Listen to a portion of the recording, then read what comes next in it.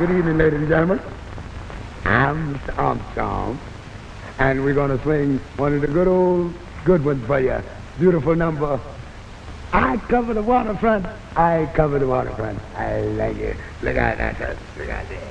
1, 2. Louis Daniel Armstrong se crió en uno de los barrios más vulnerables de la ciudad. Vivió toda su infancia y buena parte de su adolescencia en el barrio de Storyville, llamado Red Light District, considerado el lugar más peligroso de New Orleans. Allí abundaban los cabarets de mala muerte en los que se escuchaba una música excelente.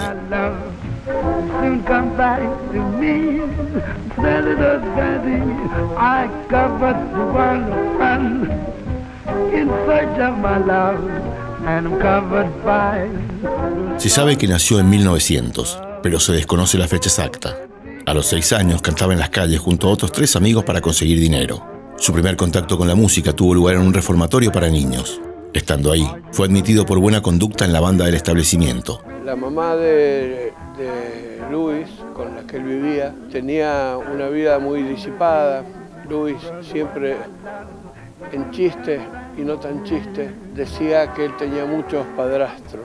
Uno de esos padrastros se descuidó y en la casa dejó un arma, y Luis, que era un niño, la tomó para una fiesta de fin de año y salió a la calle a tirar al aire a modo de festejo, no tenía mala intención. Un policía de civil que estaba observándolo intervino y se lo llevó al reformatorio.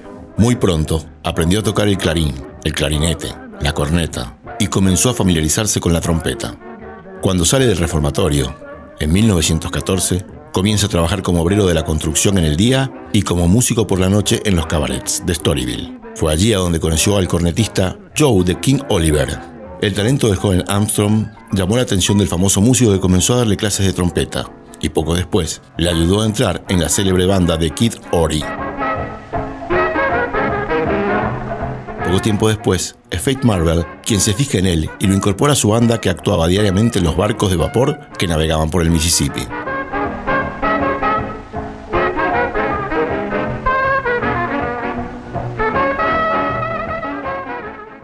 En 1922, Armstrong se unió al éxodo generalizado de músicos que se produjo hacia Chicago, a donde había sido invitado por Joe King Oliver para incorporarse a su Creole Jazz Band como segundo cornetista. La orquesta de Oliver era, a comienzos de los años 20, la mejor y la más influyente agrupación de swing de Chicago, en una época en que la ciudad era el centro del jazz. Fue en ese momento cuando la popularidad de Armstrong empezó a incrementarse de forma exponencial. Estuvo en Chicago hasta 1929, exceptuando el periodo transcurrido entre 1924 y 1925, en el que, a raíz de sus actuaciones en la capital de Illinois, su nombre llegó a oídos del mejor director de orquesta afroamericano del momento, Fletcher Henderson, quien le ofreció un contrato para que se uniese a su banda, la Fletcher Henderson Orchestra, la principal banda afroamericana de la época. Armstrong se cambió a la trompeta para armonizar mejor con los otros músicos de su sección orquestal y debutó con ella el 29 de septiembre de 1924 en el Roseland Ballroom de New York. Tras decidirse a aprender a leer música, en solo un año revolucionó el estilo y la forma de tocar de sus compañeros. Su virtuosismo y creatividad en la improvisación ejerció una gran influencia en los músicos de jazz neoyorquinos. En el jazz tradicional, o hot jazz, o jazz de New Orleans, es el jazz caliente. Hay solos, hay momentos para el lucimiento personal de los instrumentos que hacen solos. Después los solos venían los tutti, así se llaman, y en los tutti es sálvese quien pueda. Armstrong era un maestro en esta cuestión. Incluso hay grabaciones de Armstrong que él empieza a tocar, se pierde y realmente está buscando y se nota mucho.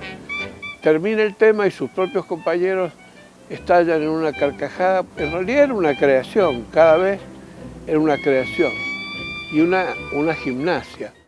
El 12 de noviembre de 1925 realiza su primera grabación como líder de su propia banda, la Louis Armstrong and His Hot Five, luego la Hot Seven, dando inicio así a una prolífica producción discográfica. El trabajo de Armstrong con ambos grupos se convertiría en un clásico dentro de la historia del jazz, debido a una serie de grabaciones que realizó y que poseían tal calidad y variedad que terminó siendo enormemente influyente y reinterpretado. De las muchas formaciones que Armstrong tuvo en su carrera, en la etapa del jazz tradicional es imprescindible destacar su Hot Five, y estos nombres no se ponían de casualidad.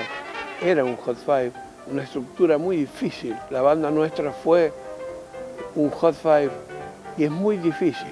Cada instrumento tiene que estar en el tope de sus posibilidades para entre 5 compensar la pérdida de caudal enorme que se presenta. Armstrong fue el maestro y dejó como una guía para los que quisimos intentar. A lo largo de su vida profesional, actuó en Estados Unidos, Europa, Sudamérica, Asia y África. En 1932 realizó una exitosa gira por el Reino Unido y Europa. Su fama se extendió notablemente y para 1933 repitió su gira por Europa, que se convirtió en un éxito total. En esta ocasión incluyó además en su itinerario Dinamarca, Noruega y Holanda. Is anyone finer in the state of Carolina? If there is, then you know, show to me, Dinah, the Dixon blazing, who love the city's gazing, to the eyes of Dinah me, baby, every night, one eye, shake with fat, cut my dynamite, change your mind, Bobby, this is your. En 1936, su popularidad era tal que decidió publicar su autobiografía, Swing That Music.